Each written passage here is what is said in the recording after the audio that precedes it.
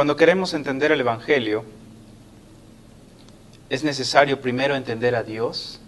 ¿Cómo es este juego entre qué es primero para llegar a tener un conocimiento un poco más profundo del Evangelio? Bueno, de nuevo, Ajá. hay que mantener un equilibrio. Hay personas en el día de hoy muy sinceras, pero que predican un evangelio muy superficial. Como una reacción, hay otros que piensan que hay que dar al oyente una clase de 6 meses en teología propia antes que puedas predicar el evangelio. Uh-huh. Entonces, los dos extremos no son buenos. Primeramente, si yo sé que tengo solamente 5 minutos con una persona, yo voy a tratar de compartir todo el evangelio. Por supuesto, yo voy a empezar con quién es Dios, pero no voy a poder darle una clase sobre teología, ¿ya? Entonces, mi deseo es predicar un mensaje entendible, sensible, simple, que esta persona puede entender. Ahora,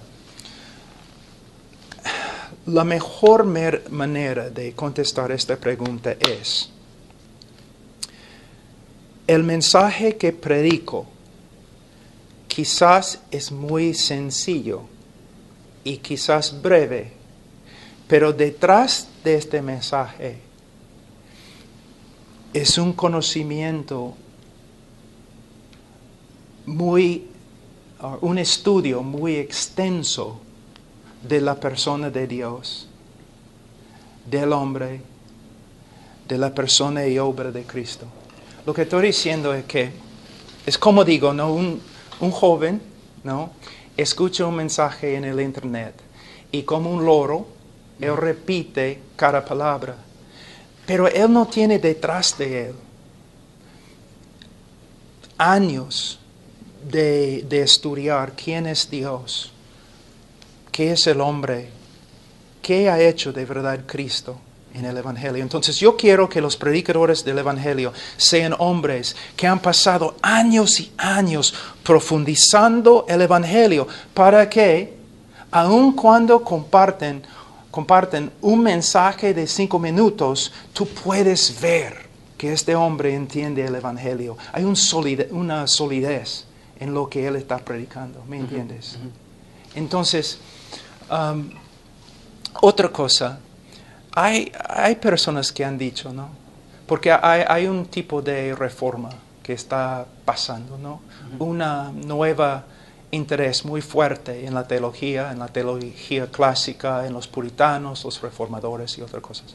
Entonces hay jóvenes que han entrado en diferentes lugares diciendo: ya, ahora por la primera vez el Evangelio se ha predicado en este lugar. Eso es tan ofensivo e incorrecto, es una mentira. Hay pastores que yo conozco personalmente en la selva que no tienen un estudio extenso del Evangelio y quizás no pueden explicar muchas cosas, pero lo que ellos dicen es verdad y personas se convierten. Entonces nunca debemos pensar: el Evangelio nunca se ha predicado acá, pero ahora ha llegado conmigo. No. Hay hombres que han predicado el Evangelio fielmente en Latinoamérica. Uh-huh.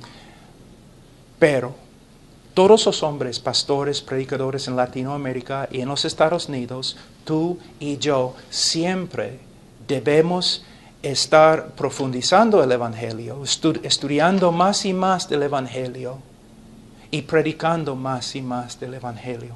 Nunca debemos pensar: ya entiendo el Evangelio. Porque yo me encuentro con muchos pastores que dicen algo así: ya puedo, ¿por qué está predicando sobre el Evangelio? Ya yo sé lo que es el Evangelio. Mira, vamos a estar en el cielo millones de años y todavía no vamos a comprender todo lo que es Jesucristo y todo lo que Él ha hecho a favor de su pueblo, ¿no? Entonces, también nosotros sabemos que, mira lo que hemos hecho al Evangelio. Uh-huh. No solamente en Latinoamérica, en los Estados Unidos, Canadá, Europa, África, ¿no? Hemos reducido el Evangelio a algunas frases claves, ¿no? Tú, por ejemplo, ¿sabes que eres pecador? Y si la persona dice, sí, entonces, ¿quieres ir al cielo? Sí. Bueno, Cristo murió por ti, resucitó de entre los muertos. ¿Quieres recibir a Cristo? Sí. Entonces repite esta oración. Hermano, una presentación del Evangelio así es muy, muy peligrosa. Muy peligrosa. Porque, primeramente, el Evangelio debe empezar con quién es Dios. Porque el mero hecho que el hombre es pecador no significa mucho. El pecado es grave solamente, o se ve grave solamente a la luz de la santidad de Dios. ¿Me entiendes?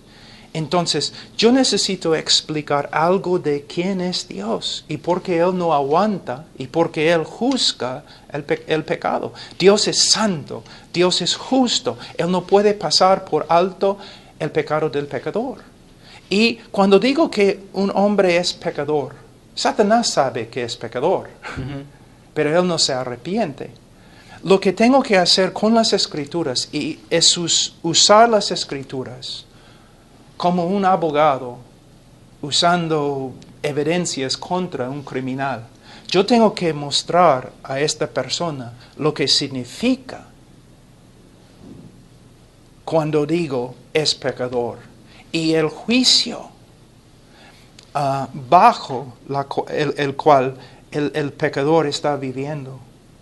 Luego yo tengo que mostrarle qué ha hecho Cristo en la cruz. ¿Qué ha hecho? Muchos piensan que casi como Jesús fue un mártir, ¿no? Que los romanos pegaron, persiguieron a Jesús y por medio de su sufrimiento en la cruz, clavos y la espada, o ¿cómo se llama? La lanza, que Él pagó por nuestros pecados. Y no entienden la transacción que ocurrió en la cruz.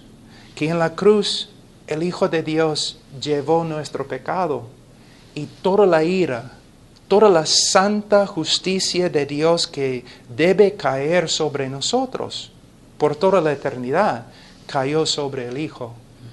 Él sufrió la ira de Dios, como dice en Isaías 53:10, ¿no? Que el Señor, ¿cómo es en español? Lo aplastó. sometió. Lo aplastó. Isaías 53:10. Voy a buscarlo porque es tan importante. En inglés, yo sé, pero...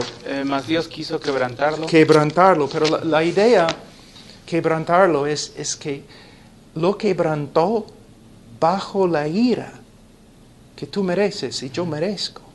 Eso es algo, aunque los sufrimientos físicos del Señor eran necesarios para nuestra redención,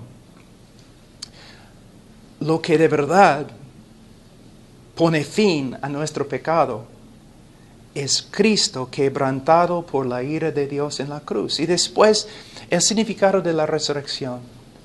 Y también cómo debemos invitar a los hombres para que reciban a Cristo. Una oración que repiten.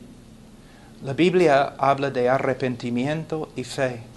Y la evidencia de fe es que ellos comienzan a crecer en conformidad a Cristo.